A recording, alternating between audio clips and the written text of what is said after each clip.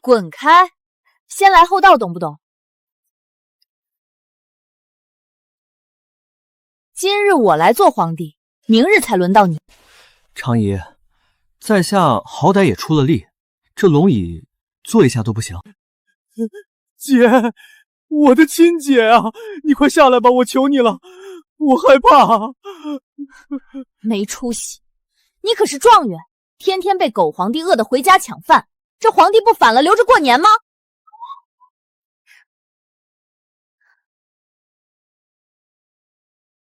对不起姐，实在太香了，一不小心就吃完了。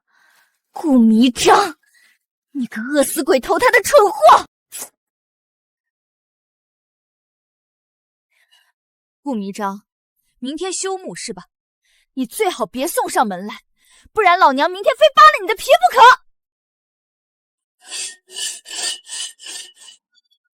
这么晚了，难道是顾弥彰的蠢货又偷摸溜回来了？不对，脚步声不对，这人有功夫在身上。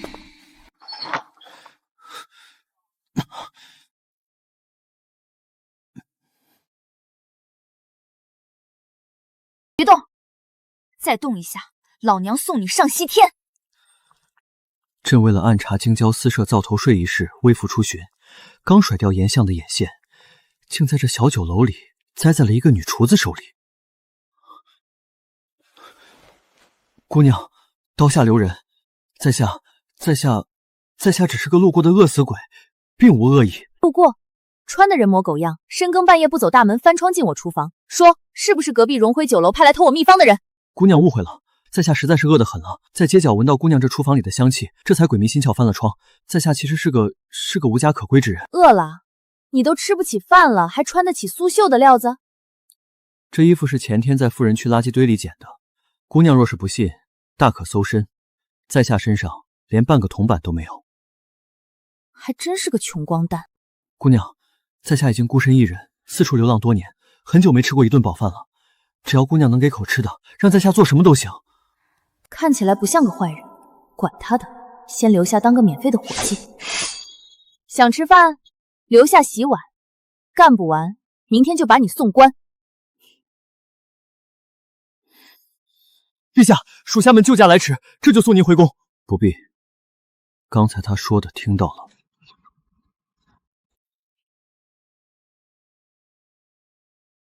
哟，看不出来啊，你这细皮嫩肉的，干活还挺利索。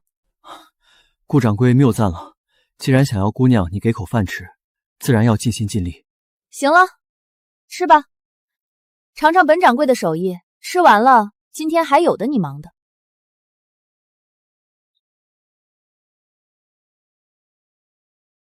朕吃遍御膳房的珍馐美膳，竟无一能与这碗简单的葱油面相比。此女的厨艺堪称一绝，若能将她招入宫中，不行，此时暴露身份只会打草惊蛇。姐，我的好姐姐，昨晚是我不对，我这不是一大早就给你赔罪来了吗？我还给你带了。哼，皇。这位客官，地上脏，可别弄脏了您的新衣服。顾弥彰，我昨天也没打你啊，怎么好端端的站都站不稳了？姐，我就是腿抽筋儿。行了，别丢人现眼了，给你介绍一下，这是我昨晚抓到的贼，吃不起饭，现在是咱们店里的新帮工，姓宋。帮工？姐，你让他在这儿给你当帮工？不当帮工难道白吃白喝啊？行了，前厅来客人了，我去招呼一下。顾弥彰，你在这儿给我老实待着，不许欺负新员工。微臣顾弥彰叩见陛下，陛下万岁万岁万万万岁！微臣不知陛下在此，阿姐无知冲撞了圣驾，求陛下恕罪啊！顾庆，你阿姐的菜刀昨晚可是差点抹了朕的脖子。陛下恕罪，阿姐她只是个厨子，她什么都不知道，微臣愿代姐受过。起来吧，朕微服私访一事，若是因为你泄露了身份，坏了朕的大计，朕就让你去给先帝修皇陵，修一辈子，明白了吗？微臣明白，微臣就算是死，也绝不透露半个字。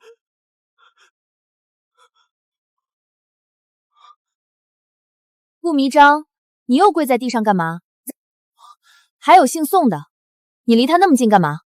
姐，没什么，我跟这位宋兄一见如故，正商量着怎么帮你把生意做大做强呢。是吗？那你脸色怎么白得跟鬼一样？姐，算我求你了，这位宋帮公他命格贵不可言，克天克地克全家，你平时千万别打他，也别用菜刀指着他，否则咱们顾家就完了。顾迷章，你脑子真被驴踢了吧？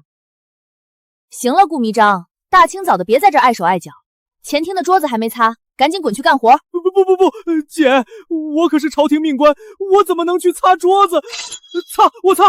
我这就去擦，千万别动手。行了，别理我弟那个疯子，既然你留下来当帮工，就得从最基础的做起。今天中午要做蒜香排骨和蒜泥白肉，这些蒜你必须在开张前全部剥完。朕批阅10万火急的军国奏折都不曾皱过眉，如今竟要对付这一筐大蒜。停，你这是剥蒜还是绣花呢？照你这个速度，客人吃上饭的时候天都黑了。顾掌柜，这蒜皮着实有些坚硬，在下有些无从下手。看着，本掌柜今天免费教你，剥蒜不能用蛮力抠，得用巧劲儿。学会了吗？顾掌柜好手艺，看似粗鲁，实则大巧不工。少拍马屁，赶紧试试。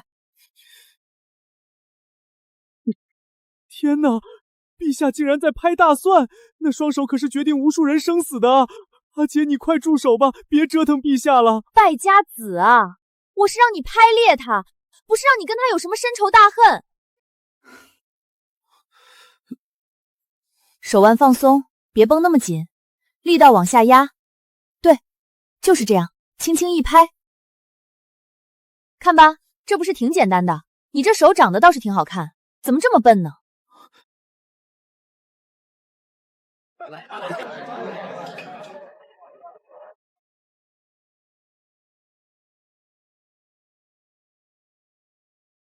都给老子停下！官府办案，闲杂人等赶紧滚蛋！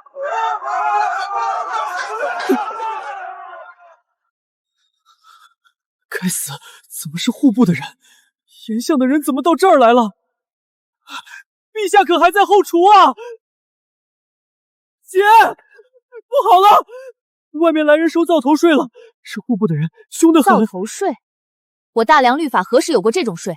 大梁太祖曾立誓永不加赋，这所谓的灶头税，不过是某些人中饱私囊的恶法。管他是谁，想趴在老娘身上吸血，门儿都没有。顾青，跟上去看看。顾长仪呢？死哪儿去了？今天不把这个月的灶头税交出来，老子今天就砸了你这破店！哪个王八蛋在老娘的店里乱废？哟，哼，顾掌柜脾气挺大。官府新规，凡开灶台者，每灶每月纳银5两。你这酒楼4个大灶，一共20两银子，拿来吧。哼，20两，抢钱呢！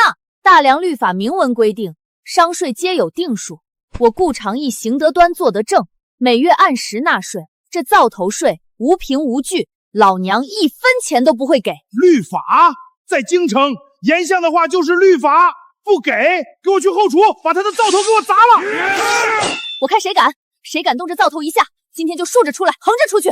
严相，你的狗胆真是越来越大了，天子脚下还敢私设恶税，败坏朕的名声。今日留下的每一笔，来日朕都要你100倍偿还。臭娘们儿，敬酒不吃吃罚酒，给我上，把他和这店一起砸了！臭娘们儿，老子今天就让你知道敢和相爷作对的下场！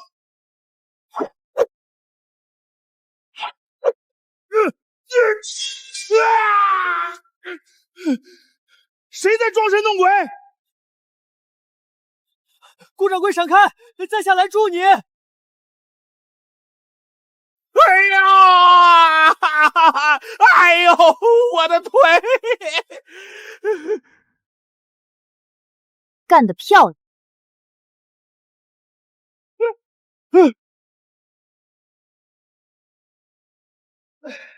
臭娘们儿，你给老子等着！严相不会放过你们的！呸！什么严相蜡像，有本事真刀真枪的来，净整这些下三滥的手段！姐，我的亲姐啊，那可是户部的人，背后是严相啊！你这一下可是把天都给捅了个窟窿啊！瞧你那没出息的样，官府不给老百姓活路，难道我们还要伸长脖子等死？行了，打了一架，肚子更饿了。宋敏，去后厨生火做饭。是，掌柜的。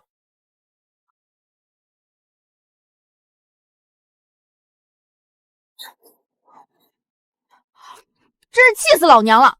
今天这事儿，你说这当今圣上是不是个睁眼瞎？你干嘛？吃个饭都能噎死你！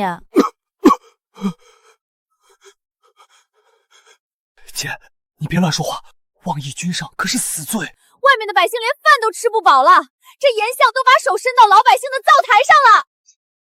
哼，那皇帝要是稍微有点脑子，就该把这群贪官污吏全部抓起来，提包了挂在城墙上示众。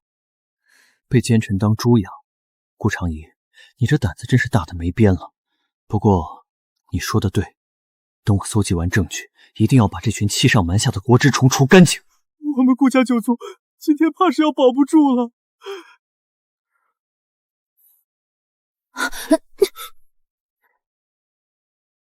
宋敏，你慢点吃，跟饿死鬼投胎似的。不知道的还以为我这掌柜的虐待帮工，连饭都不给吃饱呢。严相的手伸得太长了，不仅私设恶税，竟然还敢在京郊秘密屯兵。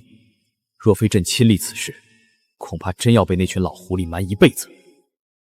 属下影衣参见陛下。陛下，您这是在……这是朕新创的暗号，隐蔽性极高。谁能想到这地上的厨余垃圾是朕的调兵令？陛下英明。废话少说，查得怎么样了？那王虎收上去的灶头税，最后流向了哪里？启禀陛下，属下暗中跟踪王虎，发现那些税款并未进入户部库房，而是被分批送往了严相在城郊的一处私宅云隐山庄，且山庄内戒备森严，似乎有大批武官出入。云隐山庄，严相这是想在朕的眼皮子底下造反吗？传朕密旨，调集京郊大营3000精锐，在暗处严密监控山庄。另外，给朕彻查严相今年所有的账目往来，哪怕是一枚铜板的去向，朕也要知道。属下领命。只是，陛下，您打算在这酒楼待到什么时候？宫里那位替身快要撑不住了，那群老臣日日嚷着要见圣严。再等等，严相的证据，朕还没搜集完。陛下，那位顾掌柜，这大半夜的，后院怎么有动静？难道是王虎那帮孙子又回来报复了？退下！敏，顾掌柜，你醒了。我看这蒜皮颜色鲜亮，想摆个花送给你。送花？你大半夜不睡觉，蹲在后院玩这些蒜皮干什么？没发烧啊？难道是白天被王虎吓傻了？我没啥，我就是觉得这蒜皮摆在一起，特别像你今天炒的那盘麻婆豆腐。像个屁！你个败家玩意儿，大半夜不睡觉在这梦游呢！赶紧跟老娘滚回去睡觉，明天要是起不来洗碗，我把你皮给剥了。这人长得挺俊，怎么脑子好像真有点不好使？大半夜玩蒜皮，不行，明天得让顾迷章带他去看看大夫。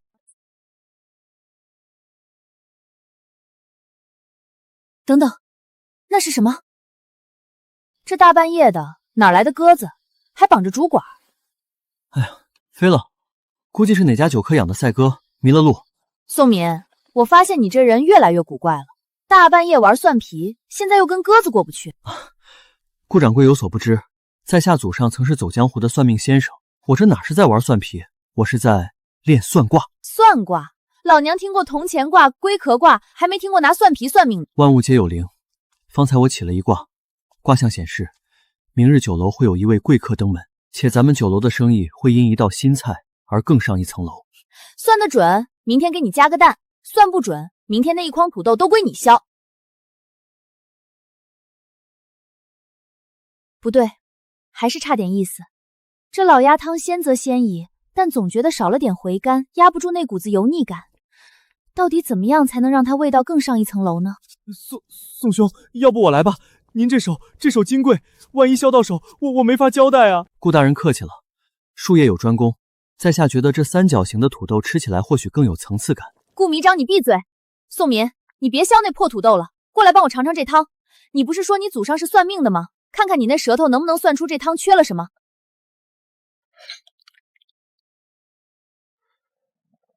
鸭肉选的是2年的老鸭，火候够了，肉质酥烂，但这汤里加了过多的干姜，辛辣盖过了鸭肉的清甜。继续说。若想回甘且解油腻，不应加糖，亦不应加姜，应当取3片陈年的陈皮，再加1把晒干的无花果，最后撒上1碗带露水的薄荷叶。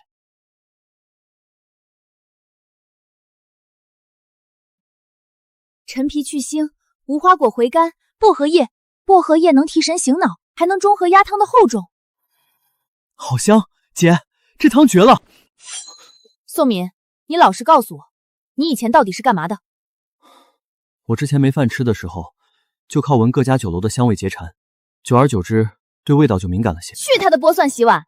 宋明，你剥蒜确实手笨，但你对食材的直觉简直是老天爷赏饭吃。从今天起，你不用削土豆了。宋明，你是个当厨子的天才，以后跟我一起研发新菜。姓顾的，严相府上的管家亲自来了，你还不滚出来恭迎？贵客，朕算的卦果然准了，严相，咱们的账该算第1笔了。严管家就是这娘们儿，不仅拒缴灶头税，还打伤了兄弟们。顾掌柜，严相听闻你这儿出了道老鸭汤，鲜美无比，相爷心善，不忍明珠投案，特命老夫来买下你的方子。买方子？行啊，严相打算出多少钱？1枚铜板买你酒楼所有方子，另外这酒楼以后每月5成的利润要送进相府。姐，你可千万别冲动啊！这是严丞相，我们干不过呀！严管家，这钱太重了，我怕压死严相的棺材干。给脸不要脸！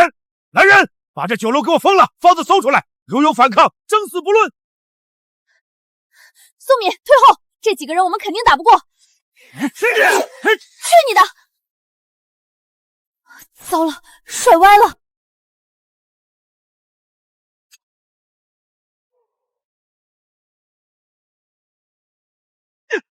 哎呀，我的腿！鬼，有鬼！我什么时候练成了这种百步穿杨、回旋飞刀的绝技了？顾掌柜，你太厉害了！刚才那把刀直接就把那个坏人的长剑击飞了。看来老娘真是个武学奇才。滚回去告诉严相，想要方子，让他亲自来跪着求我，我再考虑一下。宋敏，别怕，虽然你脑子不太灵光，剥蒜也手笨，但你常菜准啊。以后在这京城，姐罩着你，谁也别想动你一根汗毛。被罩着，这种感觉似乎还不错。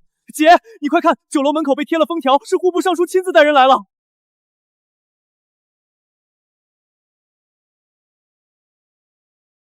酒楼掌柜顾长义公然抗税，殴打朝廷命官，罪不容诛。即日起封锁顾氏酒楼，所有人等押入大牢候审。贺大人明察呀，家姐只是性子直，绝无谋反之心啊。贺林，你身为户部尚书，不思为民请命，反倒成了严相的一条恶犬。这封条你敢贴，老娘就敢撕！撕？你撕一个试试！哼！来人，拿下！贺大人，私设税种，私封民宅，若是惊动了圣驾，这顶乌纱帽怕是戴不稳了。哪儿来的疯子？圣驾岂是你能妄言的？给我统统抓起来！严相有令，云隐山庄突发急事，命贺大人速速带人前往增援，此地暂且查封，不必急于抓人。算你们走运！云隐山庄到底出了什么事？那个姓贺的居然走得那么急。还有宋敏，他到底是个怎么样的人？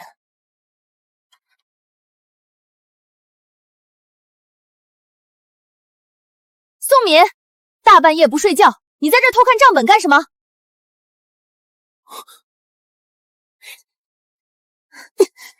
这根本不是咱们酒楼的账本。这上面写的贺林受贿3万两，严福侵占良田500亩，这是什么东西？顾掌柜，你走路怎么没声音的？少给我打马虎眼！宋明，你到底是什么人？这些官老爷的贪腐名单怎么会在你手里？顾掌柜，你不是说当今皇帝是被奸臣当猪养的睁眼瞎吗？是说过，但这跟你有什么关系？我再算一笔账。什么账？一笔欠了百姓很久，久到快要被遗忘的血债。那你算清楚了吗？快了，等算清楚的那天，这京城的血怕是会染红半边天。谁？奉严相令，户部核查，京城火烛隐患巨大，即日起灶头税再加1倍，凡不缴纳者强拆灶头，充公房产。40两银子一个灶头啊，这哪是收税，这是要我们的命啊！40两，他们怎么不去抢？我12岁学艺，15岁开店，这灶台就是我的命，这烟火气就是我的魂，现在全没了。长野，别哭。宋敏，你说这世道怎么了？我只想安安分分做菜，想让大家吃口热乎饭，我有错吗？那个狗皇帝坐在龙椅上，他知不知道这京城的烟火气快被掐灭了？他知不知道老百姓连火都不敢生了？长野，这烟火不会灭，这酒楼也一定会重新开张。重新开张？拿什么开？拿那40两银子的灶头税吗？我向你保证，最迟3天，我定让那个皇帝给你一个交代，给全京城的百姓一个交代。宋敏，你到底在说什么疯话？陛下，传令影卫，今晚开始清理云隐山庄周边所有暗哨。3天之内，朕要严相和贺林的项上人头，记着京城的灶火。不好了，姐，宋兄，官兵把阿平抓走了，说是要从他嘴里审出咱们酒楼谋反的证据。什么？咱们跑吧，连夜出城。跑了，阿平怎么办？全京城被逼死的厨子怎么办？可严相是1品大官，我只是个没有实权的6品小官，咱们斗不过的。大官？如果大官就是让人吃不饱饭，让人活不下去，那这大官要来何用？这日子老娘不过了。既然狗皇帝管不了严相，那我就进宫去，亲手去告诉狗皇帝，外面的世界被他糟蹋成了什么样。姐，你疯了，你要造反！横竖是死，不如去跟那狗皇帝讨个公道。长怡，你认真的？宋敏，你走吧，你只是个帮工，没必要跟着我掉脑袋。走，这么精彩的戏，朕我怎么舍得走？你说的对，既然皇帝管不了，那就去宫里把他打醒。陛下，您在拱什么火啊？您这是带头造自己的反吗？长怡，进宫的路守卫森严，但我在京城混迹多年，知道一条通往大殿的密道。你一个饭都吃不起的人，怎么会知道皇宫密道？以前在宫墙根底下要饭，偶尔救过一个老太监，他临死前告诉我的。好，宋敏，你有这本事，这么多年没白摸爬滚打。宋敏，你怕不怕？这可是掉脑袋的买卖。只要是跟你在一起，去哪儿我都不怕。宋敏，你这书生平日里瞧着文弱，关键时刻胆子倒挺大，我喜欢。喜欢你的胆量。走，带路，咱们去会会那个猪皇帝。就是那儿。什么人竟敢深夜逗留宫墙重地？宋敏，躲我身后。铁笼令，那是陛下。宋敏，你拿个破铜牌子晃什么呢？官兵要围过来了。统领大人，这是宫内刘公公给的信物。他说今晚这里不查岗，大家都是混口饭吃，通融一下吧。刘公公，那不是陛下身边的大总管吗？陛下这是在玩哪出？你们走，去那边巡逻。今晚这儿什么都没有。行啊，宋敏，你这破牌子还真管用。那老太监没骗你啊？待会儿要是见了那狗皇帝，我先用擀面杖敲晕他，再问他为什么要纵容那些贪官污吏收灶头税。陛下，一切准备就绪，传朕口谕给禁卫军和内侍省，明日一早，朕会带着叛军从正门杀入。带谁？带朕的皇后，告诉他们，封锁全宫消息，不准还手，不准反抗，哪怕刀架在脖子上，也给朕跪稳了。谁要是露了馅儿，朕要他的脑袋。是，属下明白。疯了，全都疯了！陛下要带着我姐造自己的反，还要让禁卫军配合演戏。陛下，微臣求您了，别玩了。万一阿姐真的一踩刀下去，大梁就没皇帝了。顾青，你阿姐说的对，朕这个皇帝确实该被打醒。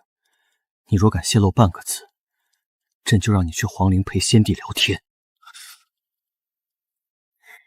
准备好了，宋明，咱们现在就杀进去。常姨，不急，现在宫里防守最严，咱们先在密道里歇息一晚。等明天早朝，趁着严相和那群贪官都在，咱们当众把皇帝从龙椅上拽下来，那才叫痛快。有道理，到时候我还要当众问问那狗皇帝，这世上还有没有天理了？别在那儿装死，跟上。这密道待遇这么好，可能是哪个老太监生前比较贪图享乐，特意给自己修的逃命路。等我当了皇帝，我也修一个，里面全放我做的红烧肉。好，到时候我帮你剥蒜。谁能救救我？我血债谋反，皇帝再给他递点刑，这大梁怕是要完啊！宋民，过来。常姨，咱们不是在商量明早如何冲进大殿吗？你拿锅做什么？造反是体力活，你看看你，生的细皮嫩肉，剥个蒜都费劲。万一明天那狗皇帝身边的侍卫力气大，你抓不住他怎么办？我细皮嫩肉，常姨，你莫不是没试过我的力气？少废话！从现在开始，你给我练颠勺，手要稳，心要狠。这一锅沙石，你得颠得像翻炒碎金饭一样顺滑，才算合格。姐，造反为什么要练颠勺？咱们不是去杀人，是去……闭嘴！颠勺练的是腕力和爆发力，勺子颠得好，擀面杖耍起来才有力道。宋民，开始！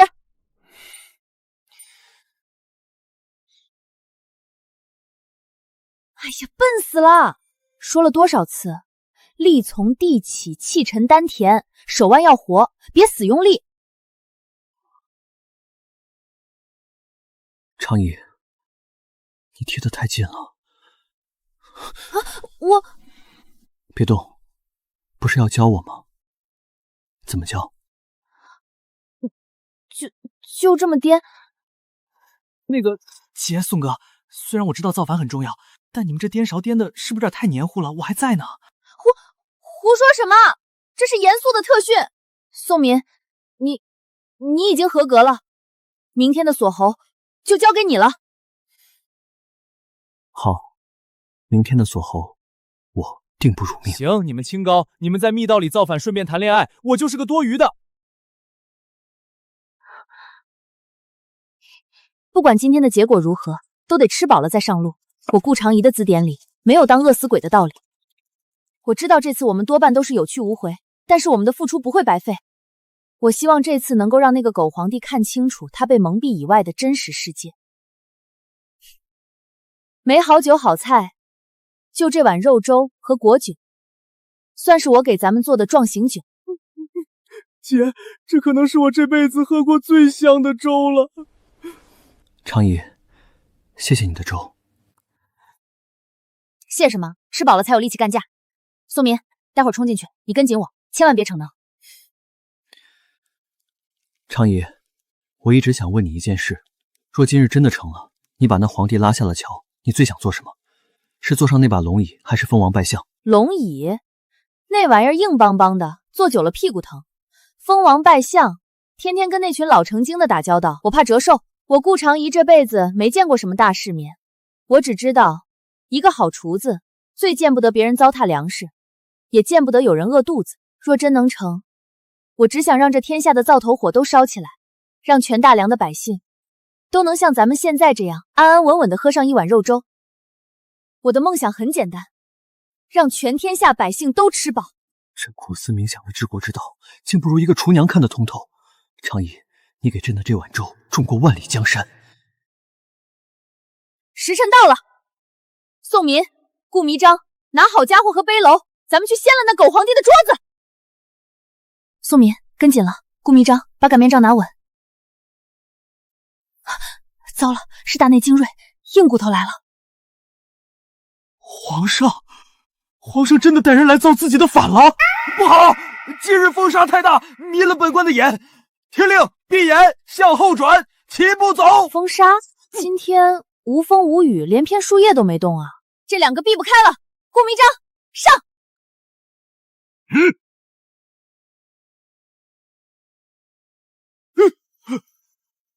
好强的功夫！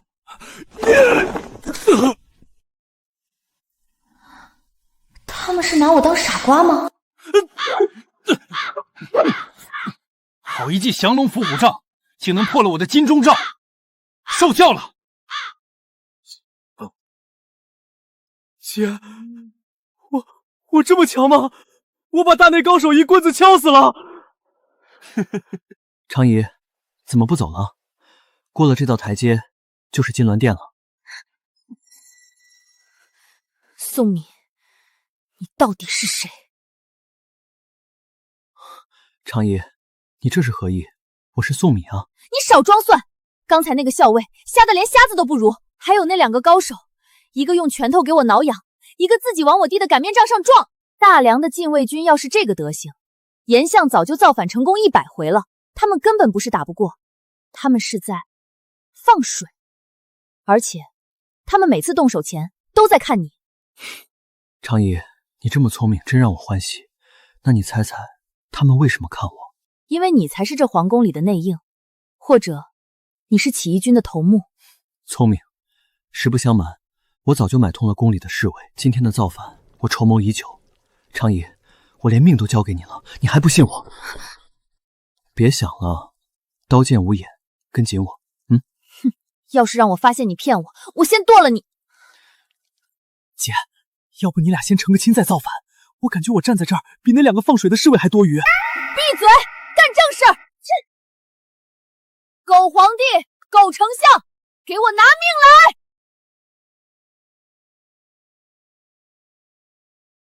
姓宋的，你不是说早朝还没散吗？人呢？那些当官的都死哪儿去了？姐，这大殿里阴森森的，说不定是有伏兵吧？咱们要不先撤？怪哉，今日并非休沐，严相与百官本该在此议事。常姨，看来这宫里的变故比我想象中还要快。哼，变故？我看是那狗皇帝收到了风声，吓得带着他的奸臣老狗们钻地缝去了。姐啊，那可是龙阶，你踩在上面，顾家祖坟都要烧起来了。陛下，你就这么看着他胡闹吗？跑了，老娘杀进宫来，连那狗皇帝的毛都没捞着一根。宋敏，你不是说你买通了内应吗？你这内应的消息准不准？常姨莫急，你看这案几上的茶盏，水还有余温，这龙袍上的褶皱还新，说明那人刚走没多久。屏风后有暗道，通往后宫御花园，想是逃走了。缩头乌龟，老娘提着刀杀进来，他竟然连面都不敢露就跑了，全大梁的脸都被这狗皇帝丢尽了。姐，咱们快跑吧，这可是金銮殿啊！现在跑还来得及，万一御林军主力回来，咱俩就得被扎成刺猬了。常姨，其实这皇帝也许并没你想的那么糟。宋敏，你脑子又抽了？他纵容贪官收灶头税，逼得老百姓连火都生不起，这还不糟？常姨，你不是一直想见皇帝吗？其实这……滚开！这地方是你能做的吗？常姨，你踹我！废话，这造反的主意是我出的，人是我带头杀进来的，就算要做，也是老娘先做，先来后到，懂不懂？姐，你踹了皇上，你竟然把皇上从龙椅上踹下来了！天哪，顾家这回真的要灭门了！这椅子硬邦邦的，还没我酒楼里的老榆木凳子舒服。宋敏，你给我听好了，今日我当皇帝，明日是我弟当，后日才轮到你，咱们一人一天，谁也别想插队。一人一天？常姨，你把这江山当成什么了？当成什么？当成一盘菜，火候不到就得重炒，厨子不行就得换人。这写的都是什么玩意儿？微臣叩请圣安。这废话写3页，这皇帝每天就看这些，怪不得是个睁眼瞎。这本是关于河西水患的，这本是弹劾严相贪污的。常姨，当皇帝可不只是坐在这儿，得批这些，还得平衡朝堂。行了行了，你懂得多，你帮我分担点。顾迷章，你也别蹲那儿了，过来帮宋明礼奏折。是，微臣不，草民领命。请皇上用膳。这做的什么玩意儿？老鸭汤腥气扑鼻，白玉豆腐淡出鸟来，这青菜竟然还是老的，就给皇帝吃这种猪食，怪不得那狗皇帝脾气那么臭，天天吃这种东西，换我也得疯。御膳房的厨子大多是颜相安排的人。颜相，又是颜相，他这是想把皇帝当猪养，还是想慢性毒死他？不行，老娘当皇帝的第一件事就是去把御膳房给炸了。宋敏，走，跟我去厨房。常你等一下，颜相带着废帝的诏书进宫了，来的正好，老娘正想找他算灶头税的账。逆贼顾长仪竟敢劫持圣驾，窃据龙椅！今日老夫便要替天行道，将你这妖女碎尸万段！这老贼这么狠，他是要借着杀你的借口，顺理成章的杀掉皇帝。这颜相老贼连这金銮殿都敢烧，看来是真疯了。姐，咱们死定了！火攻啊！外面全是颜相的人，咱们现在就是瓮中之鳖，逃不掉了。常仪，别怕，他烧得了这殿，却烧不了这皇城。宋敏，你这内应到底有多少人？这装备，这身手，你真的是个普通人吗？我救过的那个老太监，以前是管影卫的，这些都是他留给我的遗产。遗产？这遗产规模够大的啊，都能组个送葬队了。行了，外面的事儿交给你的遗产处理。咱们接着说，这皇帝当的也太憋屈了，吃的差，住的险，还要被臣子放火烧。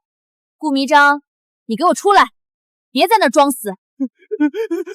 姐，算我求你了，咱们趁乱跑吧。你刚才坐龙椅踹那位，不，踹宋兄，这已经是死罪中的死罪了，你难道还没看出来吗？这位宋兄，他根本就不是什么普通人，他就是……我知道，他不就是个有背景的内应头子吗？看把他能的！姐，你别说了，求求你别说了，我害怕，我真的害怕！姐啊，你当面羞辱皇帝还嫌他笨，我顾弥章这辈子没求过人，今天求你闭嘴吧！顾家九族在天上都快吓得魂飞魄散了。常仪，既然你现在是皇帝，那接下来打算怎么做？颜相的主力还在宫外，这戏还没唱完。没事儿，船到桥头自然沉，管他外面锣鼓喧天，做我想做的就是了。来了！颜相的火炮攻城了！姐，咱们这皇帝梦做的够久了，快醒醒吧！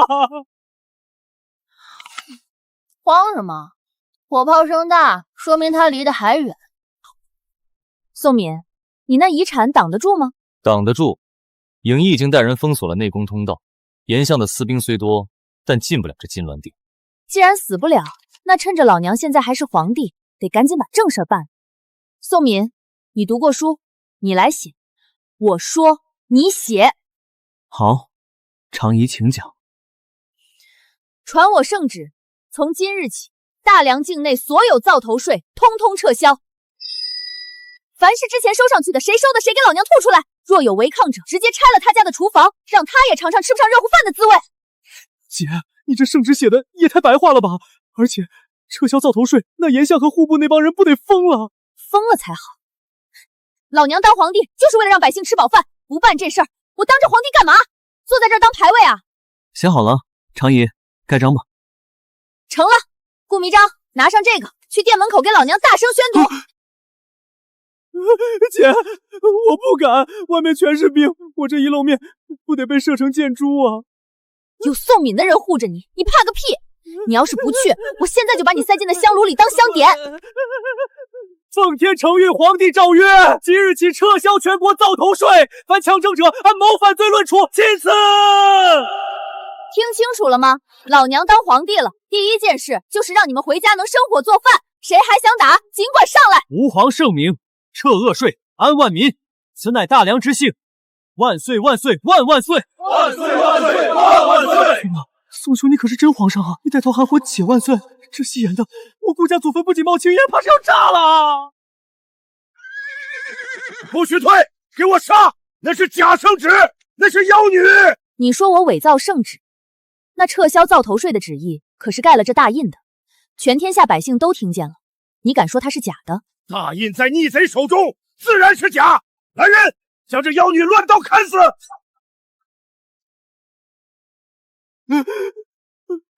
完了完了，这回是真的要变肉泥了！颜相，朕给过你机会。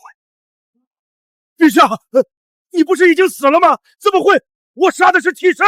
影一，告诉颜相，云隐山庄现在如何了？禀主子，云隐山庄5000私兵已尽数缴械，颜相私藏的300万两赃银已由京郊大营接管，正运往国库。顾姑娘酒楼的丫鬟阿平已安全救出，毫发无损。不可能，这不可能！老夫筹谋多年，怎会败在你这黄口小儿手中？吾皇万岁万万岁！严宽，你假借朕的名义私设恶税，中饱私囊，甚至妄图火烧金銮殿弑君，这一桩桩一件件，够你死100回了。摘掉他的顶戴，押入死牢，3日后午门斩首。无家可归之人，内应、遗产、老太监，全是他编的。我踹了皇帝，我让皇帝拨算，我还让皇帝跟我一起造反。姐，我就说我害怕吧，你这回是真的把天给捅破了。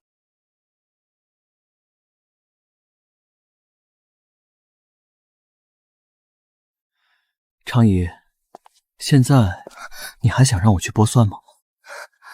你真的是那个狗皇帝？圣旨你盖了，龙椅你做了，朕的肩膀你也踹了，现在是不是该谈谈你这个一日皇帝打算怎么补偿朕？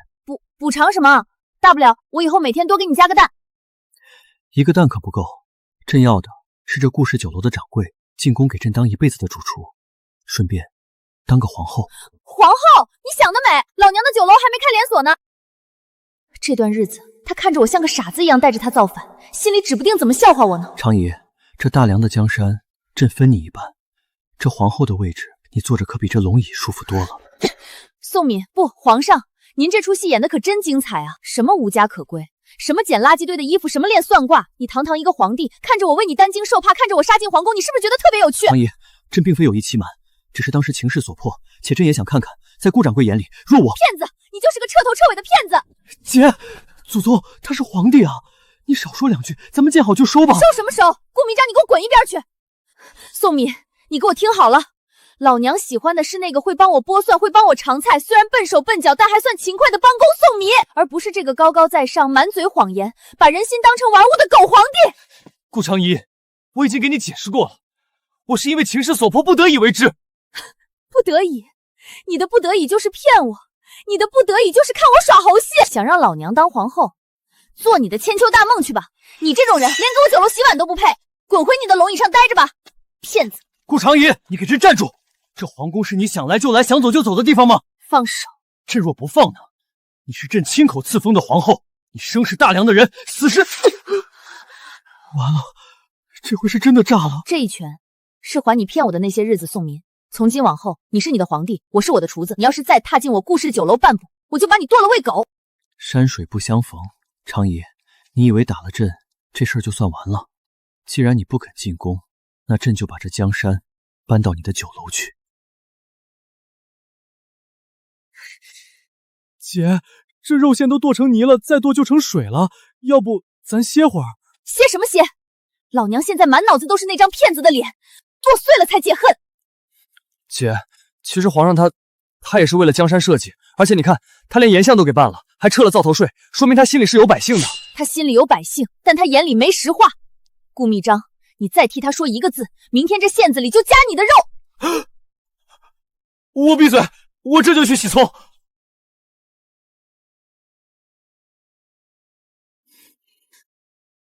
顾掌柜，早啊！朕在下等候多时了。今天不营业，滚蛋！别啊，常姨，朕肚子里的馋虫已经闹了1夜了，就想吃你亲手做的那碗葱油拌面。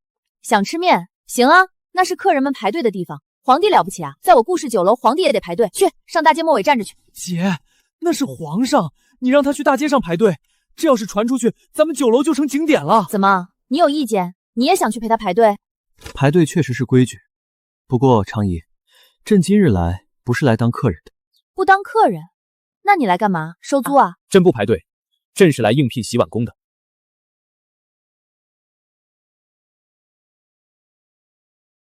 主子，您是皇帝啊，您把龙袍换了就是为了来这儿洗碗。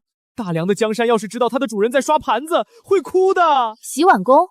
宋明，你还没演够吗？你堂堂一个皇帝跑来我这儿洗碗，你是想让全天下人都戳我脊梁骨，说我顾长一虐待当今圣上？常姨，朕说过了，在酒楼里我只是宋敏，也能拿抹布。这双手只能留在你身边，洗碗还是当皇帝，对我来说没区别。没区别是吧？行，既然你想洗，那就洗个够，这桶洗不完，不准吃饭。成交。哟，皇上这手劲儿见长啊！这盘子洗的比你批的奏折都干净吧？常姨，这洗碗也有门道，水温要适中，力道要均匀，就像治理国家，急不得。呸！少跟我整这些大道理，洗不完这3桶，晚上没你的饭。姐，你别折腾陛下了，他这手要是泡坏了，谁去签那撤销灶头税的公文啊？顾迷章，你皮痒了是不是？又来替他当说客？姐，你以为陛下真是闲得发慌，跑来咱们这儿玩猫捉老鼠？不然呢？看我像个傻子一样带着他造反，他心里肯定美滋滋的。姐，你误会他了。严相那老贼在京城经营多年，根深蒂固，朝堂上到处是他的眼线。陛下要是大张旗鼓的查，还没查到证据，人就先被严相暗杀了。什么意思？那时候严相正准备私设灶头税中饱私囊，甚至在云隐山庄秘密屯兵。陛下是为了亲自搜集严相贪污和谋反的铁证，才故意借着微服私访的机会潜伏在咱们这儿的。姐，你还记得王虎来闹事那天吗？那天如果不是陛下暗中保护，咱们酒楼早就被拆了。他留在咱们这儿是拿命在赌，他不仅要保住大梁的江山，更是为了保住你啊！既然是为了查案，他早就可以告诉我，为什么要一直瞒着我？严相的人当时就在附近盯着，如果告诉你，以你这炮仗脾气，万一露了馅儿，不仅陛下要死，咱们全家都要跟着陪葬。所以他那些日子的落魄是真的，他拨算拨到手抖，也是为了陪我演完这出戏。宋敏，你到底哪句话是真的，哪句话是假的？常姨，洗完了，你看还合格吗？哼，别以为顾迷章替你说了几句好话，这事儿就算翻篇了。就算你是为了查案，就算你是为了大梁，也不能骗了我3个月。3个月啊，整整3个月，我每天逼着你拨一筐蒜，你竟然连个屁都不放，你那是查案吗？那是逗我玩呢。常姨，你听我解释，我那是……解释个屁！顾迷章，拿擀面杖来，今天我要替大梁百姓好好教育教育这个的拨蒜皇帝。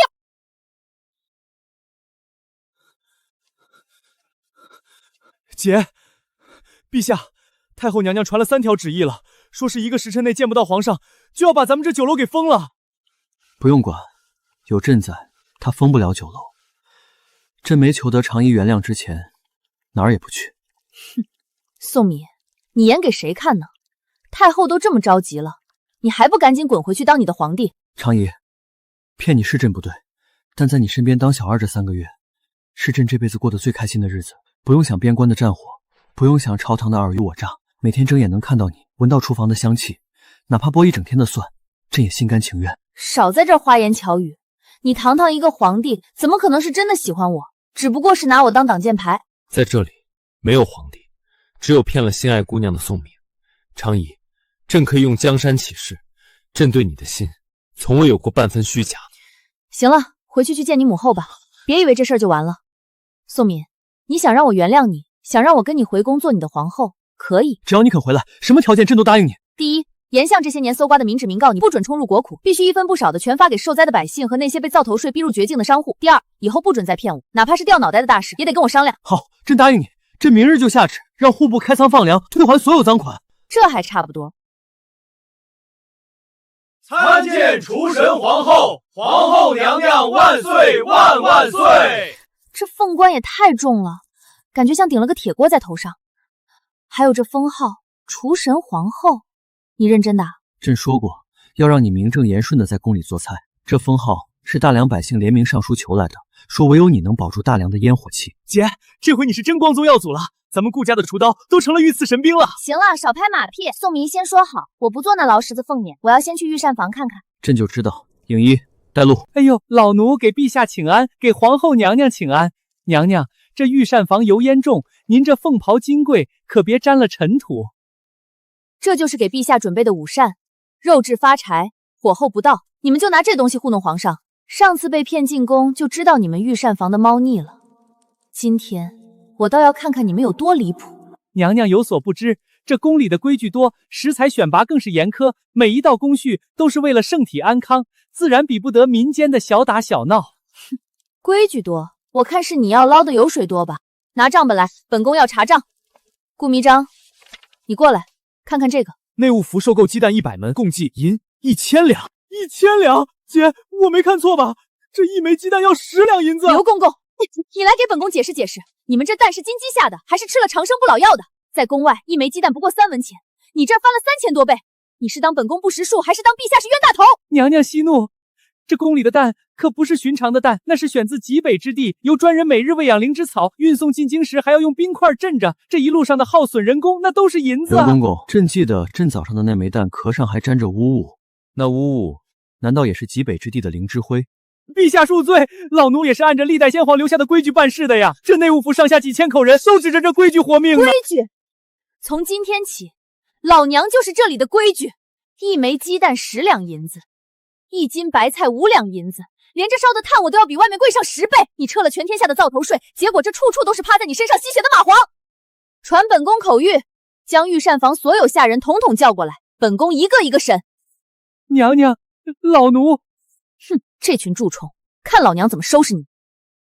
赵大人，你给本宫解释解释，这白菜帮子都烂了一半，凭什么在账本上记的是贡品玉玲珑，每斤要银3两？娘娘有所不知，这菜在从地里拔出来时确实是玉色，只是运送途中为了保持其仙气，损耗大了些。仙气？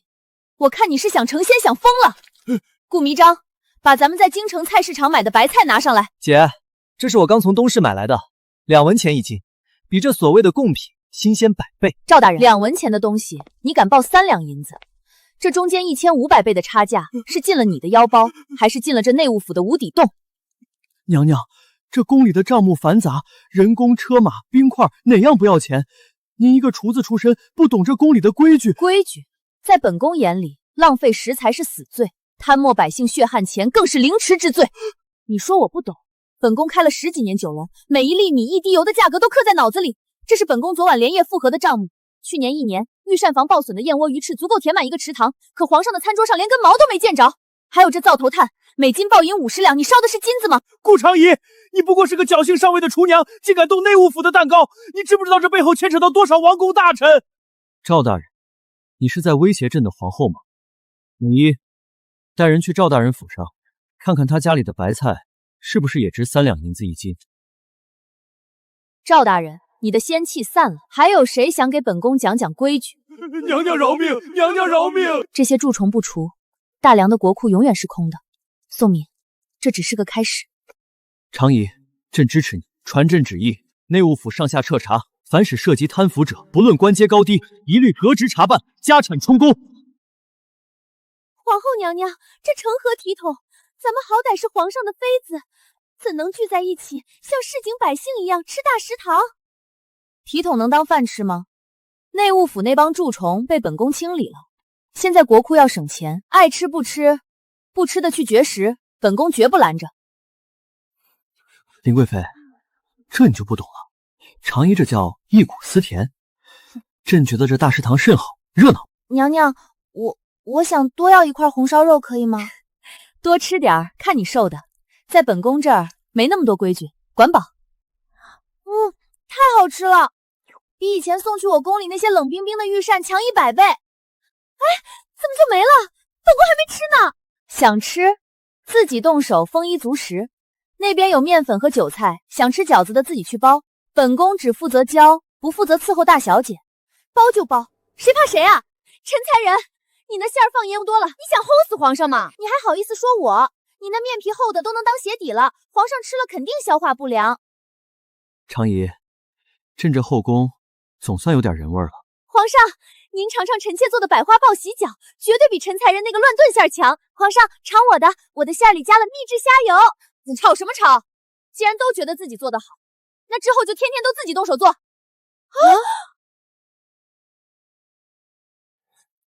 颜相虽出，可他留下的烂摊子实在太大。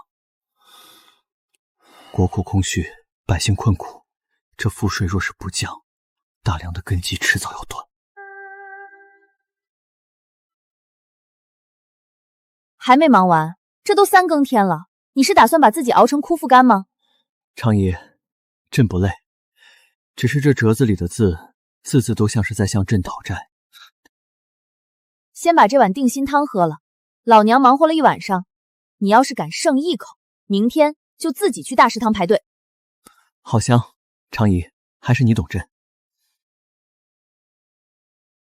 常仪，朕想再降3成农税，让百姓休养生息。可户部那帮老顽固说，国库没钱了，若是再降，边关的军饷就发不出了。那帮老顽固懂个屁，他们只知道盯着百姓兜里那几个铜板，却不知道这做生意和做菜是一个道理。哦，愿闻其详。做菜讲究个养锅，你若是天天猛火干烧，这锅迟早要裂。你得先抹油，慢火煨，等锅养好了，做什么菜都香。百姓就是那口锅。你现在把他们手里的粮都收走了，他们连锅都揭不开，明年谁还给你种地？没人种地，你那国库就算现在是满的，明年也得见底。那依你的意思，这钱该从哪儿来？从那帮肥的流油的王公贵族手里来。我在御膳房查账发现，光是那些虚报的开支，一年就能省下几10万两，再加上盐项超宅得来的钱，足够撑过这几年。你降了赋税，百姓手里有了余钱，就会去买布、买盐、买肉，这市集一热闹，商税自然就上来了。这叫放长线钓大鱼。常姨，你简直是朕的福星，朕这就拟旨，不仅要降农税，还要重整商法，藏富于民。若是此法能成，不出3年，大梁定能重现盛世。常姨，谢谢你。若不是你这一碗馄饨和这番话，朕恐怕还要在那死胡同里撞很久。谢什么？老娘现在是皇后，得保住我这全大梁最大的饭碗。宋明，你要记住，这治国啊，其实跟做饭没区别。宋明，这叫民以食为天，只要百姓的胃里是实的，你这龙椅就永远是稳的。陛下，邻国西戎的使团3日后就会到达，估计来者不善。哟，这帮讨债的又来了，我倒要好好会会。听闻大梁皇帝不爱江山爱厨娘，竟立了一位厨子为后。我西柔素来敬重强者，今日我便要向皇后娘娘挑战。公主，今日是2国邦交之宴，比试武艺，恐有失题。陛下，您误会了，我说的是厨艺，而非武艺。有何不可？既然公主想看我大梁的烟火气，本宫若是不露一手，倒显得我们小妾。好，若你输了，便要承认大梁厨艺不如西戎，且要亲自为我父王做3年的烤全羊。若你输了，就给本宫留在京城，把那本大梁赋税全书抄上100遍，好好学学什么叫民以食为天。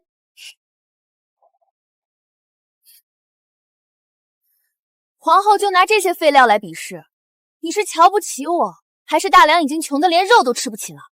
公主，食材贵贱不在于它值多少银子，而在于做菜人的心。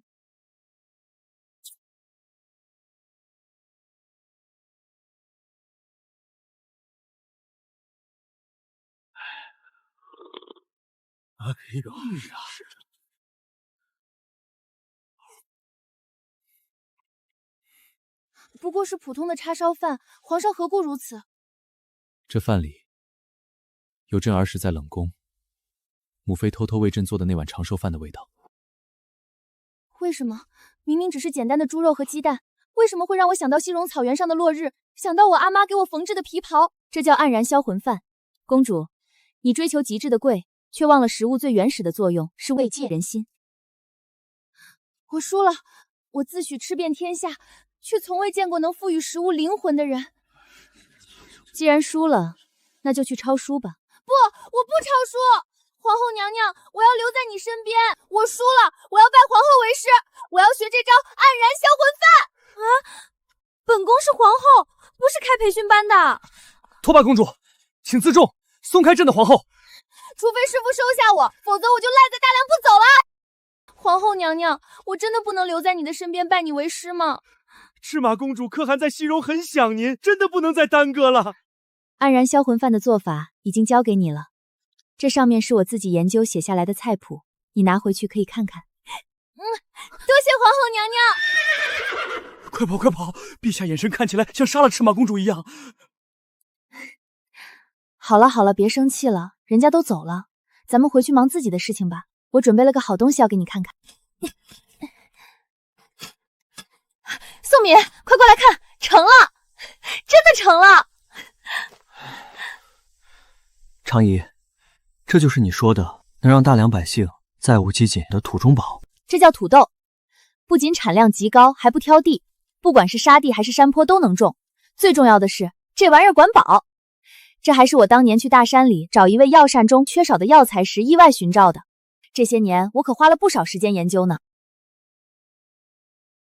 姐，就这泥疙瘩，长得还没我拳头好看呢，真能吃？顾迷章，你除了吃还会干什么？去，把火升起来，今天让你们见识见识。宋敏，尝尝。口感绵软，竟还有一股特殊的清甜。常姨，若此物真能如你所说，亩产千金，那大梁的百姓以后真的不用再看老天爷脸色吃饭了。好烫，香真香。宋敏，严相虽除，但大梁连年征战，国库空虚，这土豆必须尽快推广到全国。陛下，您这么看着微臣干什么？微臣可没偷吃，这是第4个，不，第3个。传朕旨意，即日起升顾弥章为大梁农业推广尚书，领正2品衔，专门负责在全国范围内推广皇后研发的高产作物。尚书，正2品。怎么傻啦？以后你不仅要负责种，还要负责教百姓怎么吃，这可是全大梁最大的饭碗生意。以前天天帮你送剩菜，被那帮同僚笑话，现在老子是尚书了，全大梁的饭碗都归老子管，看他们还怎么嘲笑我。混账！这后宫1个月光是香料就要花掉3000两银子，这都够买多少土豆了？回娘娘，这林贵妃要用西域沉香，陈才人要用南阳苏合香，加起来花销确实大了一点。大一点儿。现在国库空虚，到处都缺银子，这帮女人整天闲着没事干，只会斗法，就是因为吃得太饱了。你先安排人去把那些嫔妃给我叫过来，再搬几百斤土豆到本宫这儿来。皇后娘娘，您这是做什么？这可是皇上御赐的牡丹，怎么全给拔了？拔了种土豆，从今天起，后宫缩减5成开支，香料绸缎通通减半，省下来的银子拨给顾尚书推广农桑。5成？那还让不让人活了？想活命的，现在就给本宫下地，谁种得好，谁下个月的份例就多加1两银子。谁要是敢偷懒，以后大食堂的饭他就只能吃土豆皮，看着挖坑埋土。林贵妃，别愣着拿锄头。臣妾这手是用来弹琴的呀。弹琴能出粮食吗？你是想让百姓饿死，是想让皇上愁死？种！好像这泥土抓着还挺解压。朕今日劈了1天的折子，头晕脑胀，就想念长怡宫里的那股子百合香味儿。皇后娘娘，我种完这一行了。宋敏，你来的正好，快来看看林贵妃这地种的有模有样的。皇上，臣妾在为大梁流汗。长怡，朕原本是来寻香的，可朕的后宫怎么一股子泥土芳香？这段时间辛苦你了，谢谢你，长怡。你知道就好，那你要感谢我。这样感谢你。别吵醒皇后，让她多睡会儿。陛下，皇后娘娘乃后宫之尊，却日日钻研厨艺农桑，甚至让贵妃们下地种田。这百姓都在传娘娘干预农桑，有违内宫本分，这成何体统？长此以往，大梁岂不成了火房王朝？哦，那一众爱卿之见，朕该如何？应废除职场，禁绝皇后干预农业，让娘娘回坤宁宫研习女德。研习女德？本宫看你们是饿得太久，脑子缩水了。皇后娘娘，臣等是为了大梁的体面。体面？严相在位时，你们为了体面，看着百姓饿殍遍地，看着国库被吸血鬼偷空。来，各位爱卿，别说本宫不体面，这是本宫研发的定江山第1道菜，你们尝尝，吃完了再跟本宫谈体面。爱卿们尝尝吧，这可是皇后亲自下厨，平时朕都要排队的。这土豆竟然如此软糯入味，比昂贵的山珍海味还要扎实。这土豆亩产千金，耐旱耐寒，有了它，边关将士不再忍饥挨饿，灾区百姓不再流离失所。你们口中的体面，是坐在金銮殿里谈天说地，而本宫的体面，是让大梁境内再无饿死之人。你们说本宫定菜单是有辱威严，本宫告诉你们，这菜单定的不是菜，是民心，是万世太平的根基。众卿听令，即日起全大梁推广皇后菜单，谁敢阻挠农桑推广，便是与大梁的饭碗过不去，朕绝不轻饶。这土豆饼可真扎实，多亏了当今皇后娘娘，咱们现在不仅能吃饱，还能变着花样吃。可不是嘛，我听说这土豆的吃法全是娘娘亲自研发出来的，现在外头都传遍了，说咱们大梁的皇后不仅能定江山，还能定菜单。听见没？这叫民心。我姐皇后娘娘的菜单，那就是大梁的免死金牌哟。这不是顾尚书吗？来，再来个烤红薯，来2个，一个我吃，一个带回宫给我姐瞧瞧。她最近忙着整那个万国宴，人都忙瘦了。动作都快点！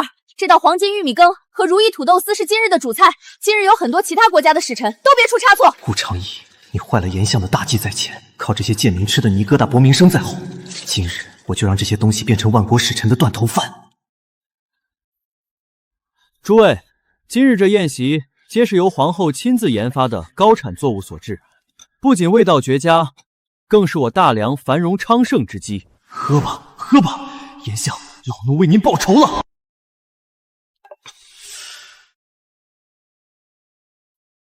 不对，这玉米缸里有一股极淡的辛苦味。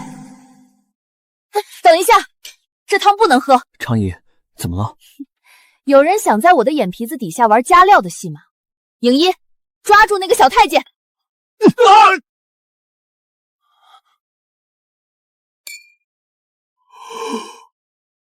皇后娘娘，你根本拿不出证据说这里面有毒，你就是随意诬陷下人，蓄意破坏各国邦交。皇后娘娘，这汤虽有异样，但若无确凿证据，仅凭嗅觉便抓人，确实难度悠悠重口。真的皇后说有毒，那便是有毒。证据，本宫身为厨子，最讲究的就是真材实料。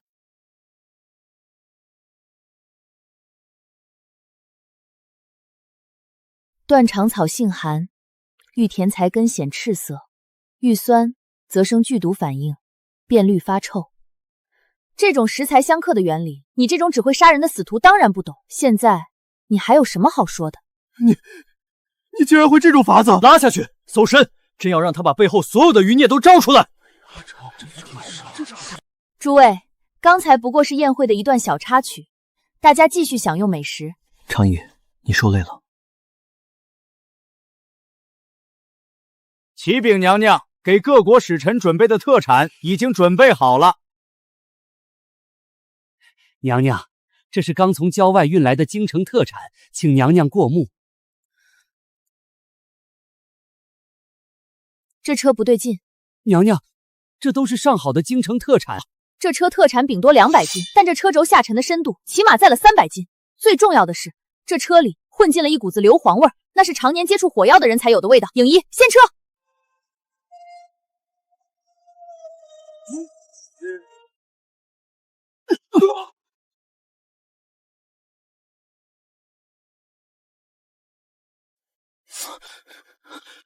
常姨，可有伤着？就凭这几个连车重量都算不准的笨贼，还伤不着我。皇后娘娘当真，虎将也。诸位受惊了，刚才那车特产虽然藏了祸心，但特产本身是无罪的。既然有人想拿特产取本宫性命，那本宫今日就用这中的翡翠白菜给诸位做最后一道压轴菜，也算给这场闹剧收个尾。还好当时我挑的特产全是瓜果蔬菜，不然还真下不了台。别愣着，把之前熬好的那锅老母鸡火腿干贝的浓汤端上来。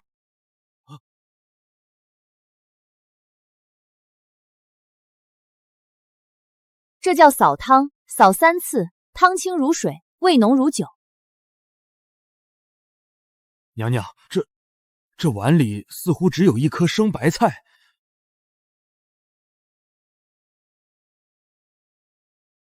此菜名为开水白菜。这汤明明清澈如水，入口竟然鲜美至极，仿佛汇聚了山川湖海之灵气，却又不带一丝油腻。皇后娘娘，受教了。此菜看似平淡如水，实则内蕴乾坤。正如娘娘推广的土豆玉米，看似粗鄙，实则能定天下饥馑。大梁有此皇后，乃国之大幸。常姨，你总是能让朕惊喜。娘娘，南方情报，顾尚书被困在神火潭，那领头的首领自称能取下灶神真火，召集了一大批灾民，说土豆是地狱之果，要点燃了祭台。顾尚书说他不怕死，就是怕以后再也吃不到娘娘做的菜了。在老娘面前玩火，老娘玩火的时候，他那灶神还没开锅呢。常姨，朕调3000禁卫军去把迷章救回来。不必，宋敏，你坐镇京城，看好这帮使臣。影一，备马，本宫要去教教他们，什么才叫真正的民以食为天。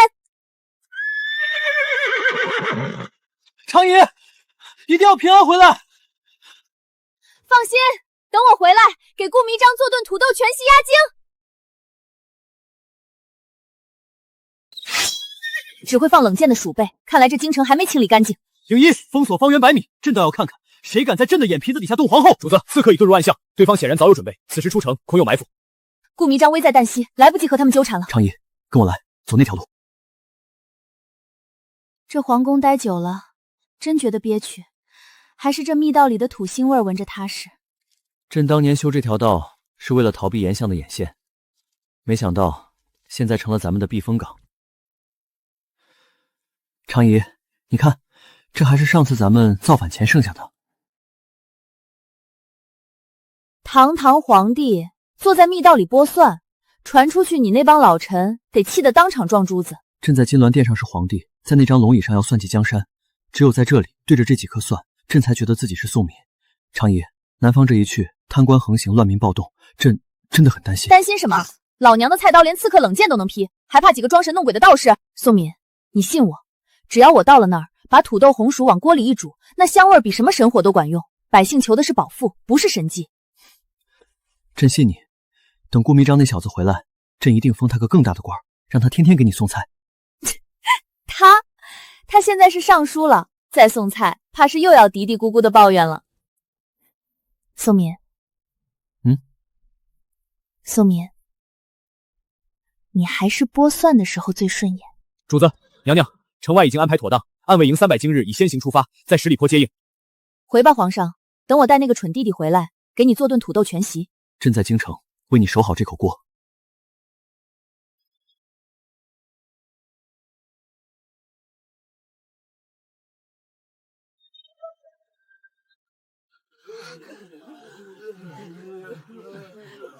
影衣，停下！娘娘，顾尚书那边催得紧，咱们得尽快赶路。老人家，这临安县不是刚发了土豆种吗？怎么还没开锅？土豆那是救命的粮，可还没进土就被县太爷派人给收走了，说是要收过秤费。过秤费？老娘刚撤了灶头税，这儿又冒出个过秤费。宋敏在京城批折子批得吐血，这底下的蛀虫竟然还敢换着花样吸血。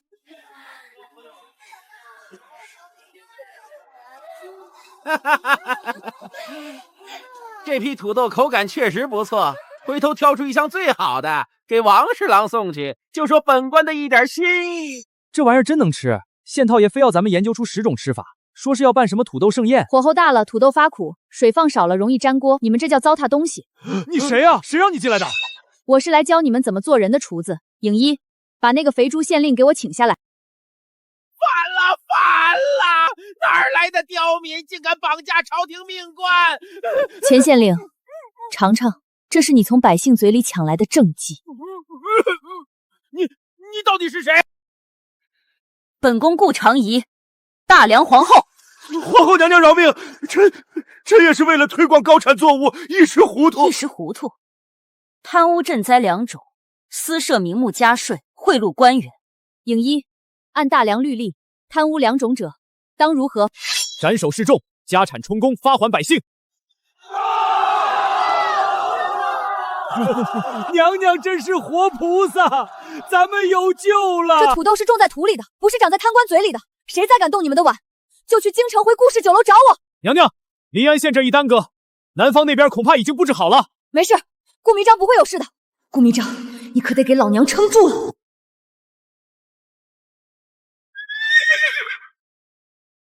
姐，你快走！这帮疯子在周围埋了炸药，他们根本没打算放过你。顾长仪，你阻严相大计之时，就该想到有今天，就用你弟弟的命来给严相陪葬。老娘能切得了万斤猪肉，自然也剁得了你这颗猪头。放人，否则我平了你这赤火寨。大言不惭！点火，请天火焚了这妖后！迷章，朕说过，为你守好京城的锅，也绝不让你在外面受一点烟熏。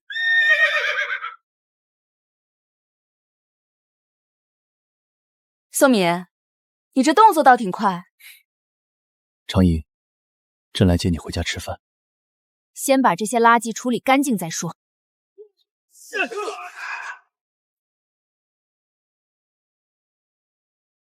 背后交给我！敢偷袭我男人，真当老娘这10几年的颠勺功夫是白练的？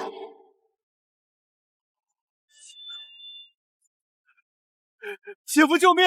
姐夫万岁！影衣，带他走。既然你们想当苦命鸳鸯，那就试试这换火的滋味吧。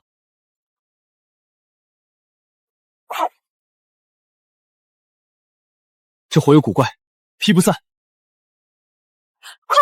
屏住呼吸，捂住口鼻。长姨，怎么了？我闻到了，这不是火，这是用腐蚀草、断肠散和硫磺炼出来的毒烟，会致幻。宋敏，别看那些影子，在幻火里，你们会看到自己最恐惧的噩梦，然后死掉。宋敏，不要！不对，这种味道是磷粉混了西域的曼罗香。宋敏，闭气！长姨，刚才朕竟看到了炎象复生。什么神火，不过是些特殊手段。你是人是鬼？这可是能焚毁神灵的清火！神灵，老娘就是这世间的灶神。你们看好了，这就是你们害怕的天火，它烧不了我顾长仪，却能把这土豆烤得喷香。好香啊！这真的是地狱之果吗？爽脆入味儿，这叫美味土豆。跟着这债主只能吸毒烟，跟着本宫全大梁的土豆管饱。想走？没那么简单。长仪这招火中取栗，破得妙，砸得更妙。主子，逆贼已悉数拿下。姐夫，你们再不来，我就真成这祭坛上的烤乳猪了。姐，这土豆能给我留2片吗？吓饿了。吃就知道吃。去，把这些土豆分给灾民，告诉他们，赈灾粮马上就到，大梁绝不会让他们再挨饿受冻。主子，京城急报。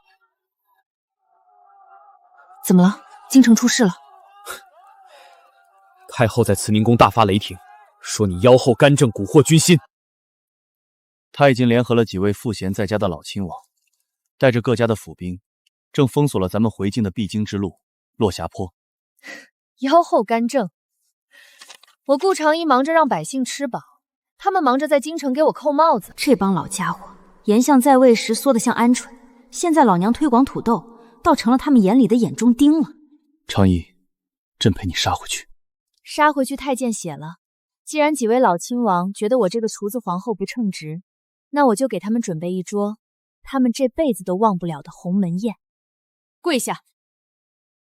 顾长仪，你身为皇后，不思在后宫垂范，竟私自离京，在南方与流民厮混，抛头露面，甚至与土匪动刀动枪，大梁100年的脸面都让你丢尽了。娘娘，您在南方玩火烤土豆，举国皆知，简直是滑天下之大稽。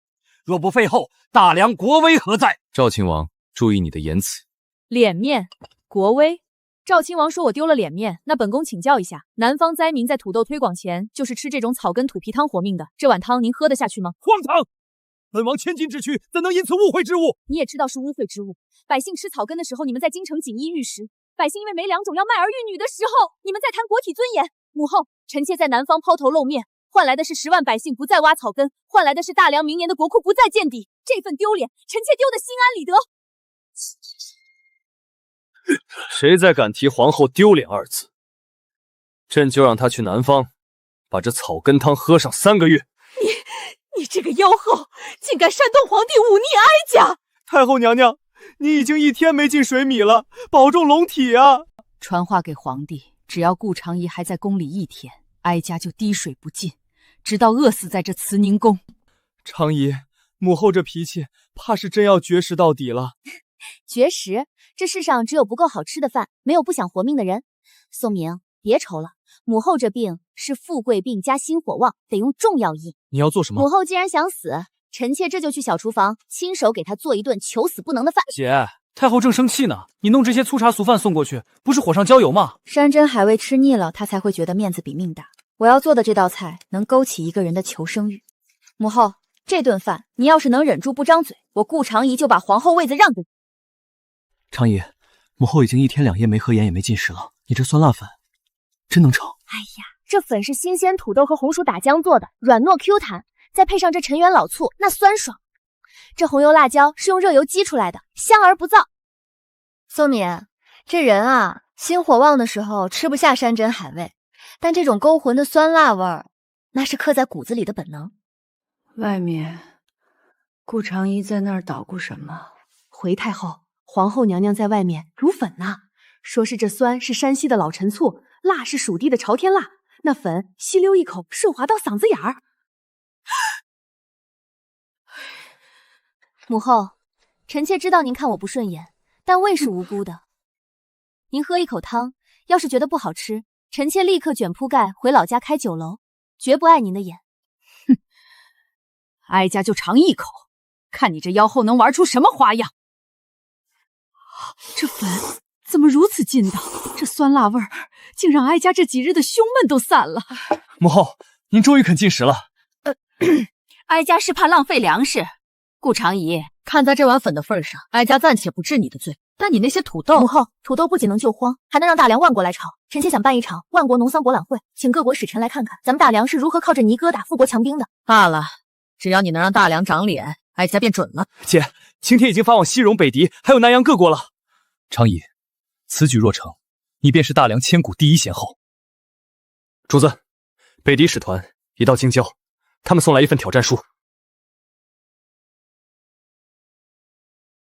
北狄献上永生花1朵，若大梁能让此花在3日内开花结果，北狄愿永世称臣；若不能，大梁需割让边境3城，且承认大梁厨艺乃是末流。永生花那是石头雕的还是金子打的？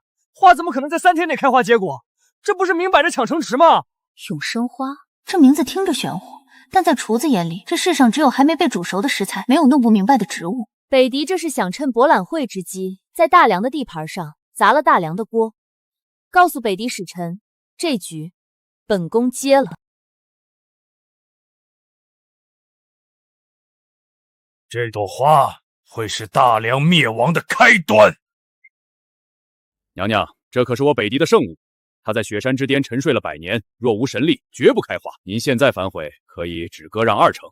圣物这玩意儿在厨子眼里叫血肉从容，生于极寒极阴之地，吸的是腐败之气，带的是剧毒。你们北狄拿一株快要渴死的毒草来冒充神迹，是觉得我大梁无人，还是觉得本宫这双眼睛是摆设？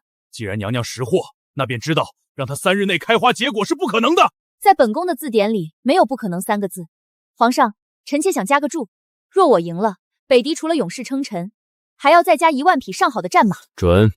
长仪想要什么，朕便替你拿什么。好，赌就赌。主子，这种粗活属下带人做就行了。您万金之躯，这要是被老亲王们看到……长仪说了，这花要用深山里腐化了3年的黑土，配合100年老松下的松针肥。朕亲手挖的土，长仪用着才顺手。多挖点，别漏了那块带苔藓的。颜相死都没料到，他斗了一辈子的皇帝，现在竟然在深山里挖土，只为了给皇后种花。姐，你这特制肥也太冲了，这真是厨余垃圾弄出来的。这些烂菜叶鱼肠子发酵后，对这种阴毒植物来说是最好的补药。它在极寒之地求生，是因为那里有足够的腐败物。我现在给它模拟一个，再加重肥，不怕它不早熟。本以为他这次必死无疑，没想到那死花竟然真的变绿了。娘娘放心，这是奴婢从宫外重金求来的化根水，只要一滴，管它是神花还是魔花，不出半个时辰，根部就会烂成一滩脓水。顾长义，你强了我的皇后宝座，还想靠这朵花封神？本宫偏要让你成为大梁的罪人！完了，圣物死了，这下如何向天下交代？顾长仪，这就是你说的神迹？圣物枯萎，大梁气数已尽，割地3城，立刻签下国书。顾长仪，这就是你抢我东西的代价，去死吧！长仪，急什么？北狄使臣，本宫说这盆花是圣物，它才是；本宫若说它是毒草，它便只能是烂泥。这种吸食腐肉的脏东西，死在大梁的阳光下，才是它最好的归宿。真正的永生花不在土里，而在人心，在百姓的碗里。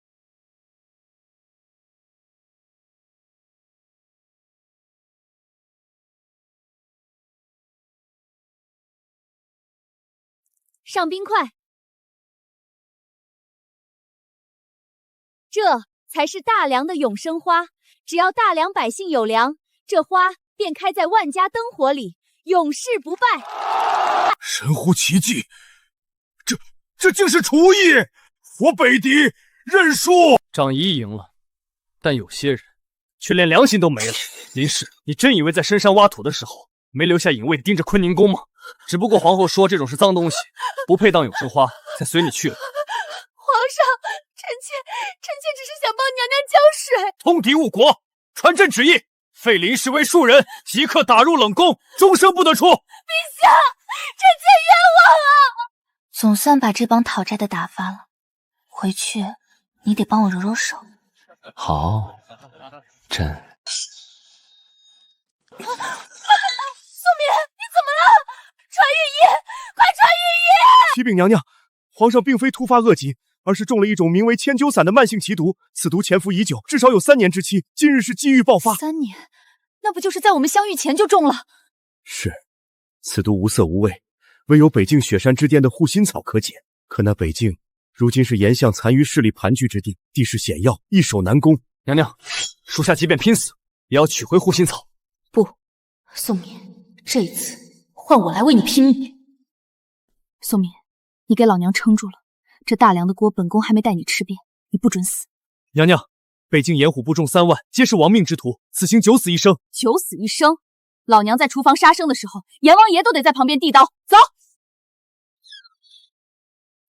你们是谁？严虎的人？老人家别误会，我们是路过的商贩，遇上了暴雪，实在是无路可去，想来借助一下。这叫十全大补汤，暖身祛寒，喝了它，您帮我再告诉我护心草在哪儿。活了60年，没喝过这么鲜的汤。姑娘，护心草就在北峰的断情崖上，但那里守卫森严，严虎在那儿扎了暗哨。看来是知道了。老人家，你慢慢喝，我们先走了。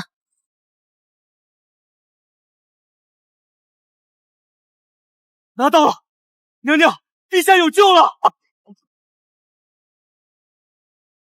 撤，最快速度回京。顾长仪，你以为我这大营是菜市场，想来就来，想走就走？听说你这双手能化腐朽为神奇，正好，我这帮兄弟天天吃猪食早腻了。皇后娘娘人也留下，给兄弟们当个火头功，老子保你不死！给我抓活的！谁伤了美人的手，老子剁了他！你带着要先走，我断后。娘娘，这是圣旨，滚！皇后娘娘，这双手用来拿刀多可惜，用来给老子揉面，那才是物尽其用。严将军既然想吃本宫亲手做的面，那面粉可不能少，得满屋子都是面粉才行。给他，把粮仓里的面粉全搬给他。老子今天倒要看看美名远扬的大梁皇后的手艺到底有多绝。严虎，你以为老娘只会做菜？今天就让你见识见识，老娘没那么好惹。这面粉扬的也太大了，都看不清人了。不扬大一点，面怎么能进到？严将军，麻烦借个火，这灶台得旺起来。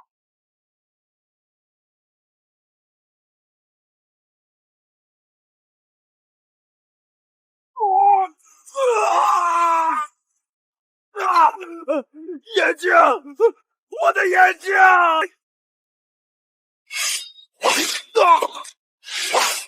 挡我者死！娘娘您先走，我来殿后。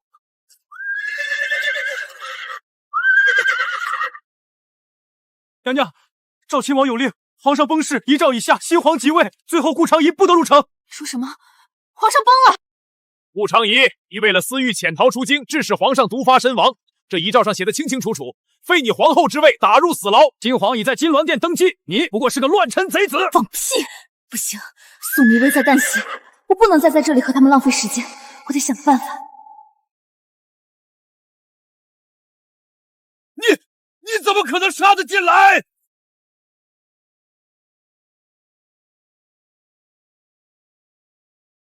姐，我带人从密道杀出来了。影一，生火。顾长仪，你竟敢在金銮殿上生火做饭，这是亵渎！老娘在这儿熬的是皇上的命，谁再废话，我就把他剁了当柴烧。没有，你休想给那鳖样子喝下去！滚远点！宋眠，你给我醒过来，你还欠我一辈子呢。长仪，你醒了。长仪，朕饿了，想吃你做的葱油面。吃，撑死你算了。皇上醒了，叛贼伏诛。还好你没事。还好我有你。陛下，在赵亲王的书房查到您中毒的原因和太后有关。母后被人蒙骗，怀疑我的血脉就算了，还默认他们给我下毒。影一，去查慈宁宫所有的往来信件，一个字都不要漏。主子，那毕竟是太后，若是大张旗鼓的查，他疑朕血脉的时候，何曾想过她是朕的母后？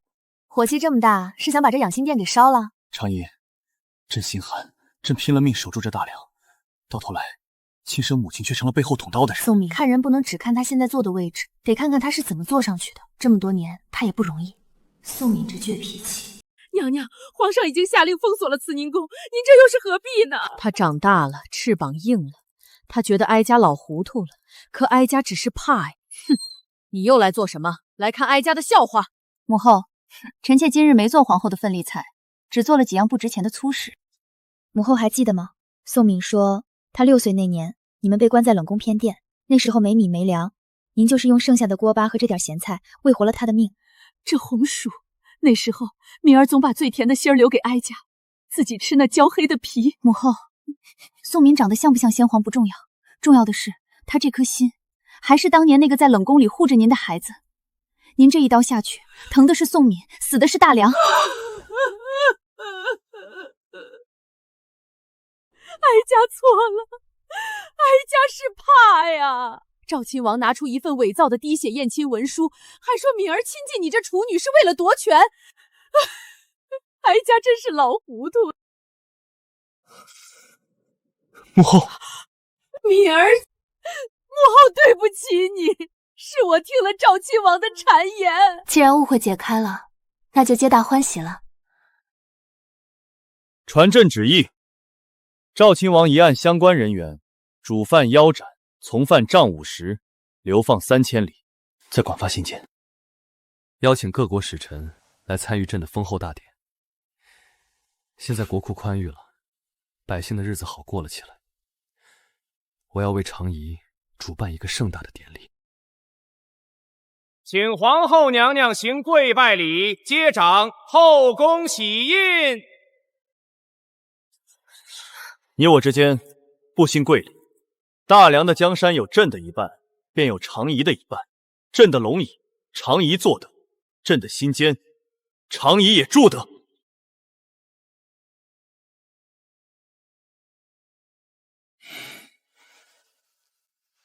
皇上万岁万岁万万岁！皇后千岁千岁千千岁！宋敏，这椅子还是这么硬，硌得慌。那咱们换个舒服的地方。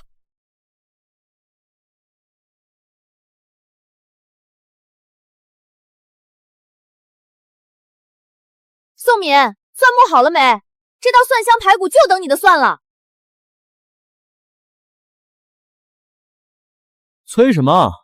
朕这剥蒜的手艺，放眼全大梁也是头一份。香，姐，你这手艺真是越来越绝了。师傅，封后大典结束了，也不叫徒儿来喝杯喜酒。大梁皇帝在剥蒜。进了这道门就没有皇帝，只有帮工。大家坐，今天管饱。宋敏，你说咱们放着好好的皇宫不待，跑回来剥蒜，那帮老臣明天是不是又要写折子骂我了？随他们去，我们也就这一天微服私访，这也是体察民情。说真的，你这个皇帝还当不当了？今日不当皇帝，只当你的洗碗工。洗碗工可没工资，顶多管饭。管饭就好，朕要吃一辈子。